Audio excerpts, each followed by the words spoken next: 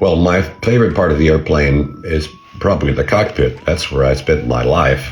That was like coming home. It was like putting on an old favorite pair of jeans. It's a very comfortable place to be for me when I was working.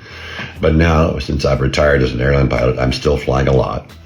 And so my favorite part to be is in first class in a window seat so I can see what's going on. And my favorite aircraft to fly, I think my favorite aircraft are typically ones I never got a chance to fly but would love to have flown. One is the early 1960s rocket experimental aircraft, the X-15. They went to Mach 6 or Mach 7 at high altitude. That would have been very exciting. But of airplanes that I have flown, I have, along with my family, visited the Airbus factory in Toulouse, France twice, 2009 and 2013. And on both occasions, I had a chance to fly the world's largest airliner, the Airbus A380, a 4-engine, double-decker, super jumbo airplane.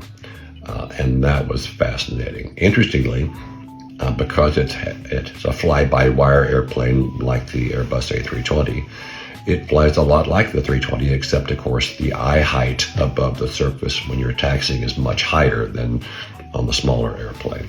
But it's something you get used to, and I was able to make smooth landings on that one, adjusting for the different eye height as we approach the runway. But it's a magnificent machine, and it can carry a lot of people a long distance, and it's very comfortable.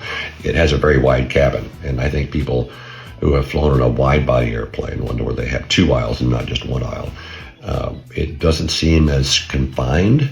That extra space just seems that makes it more open and welcoming to me, at least. And I think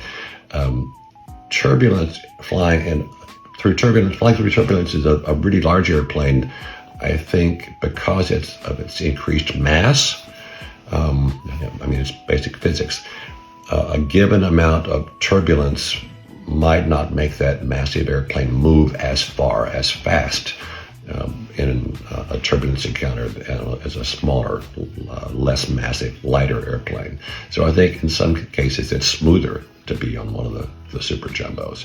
Unfortunately, because of the increasing price of fuel and other reasons, those airplanes are not used much anymore, and there are very few of them, and they're typically on very ultra-long haul flights to major destinations only, and not flying, from coast to coast in the United States typically for the time being. But I miss them. I enjoy being on the big jumbos when I can.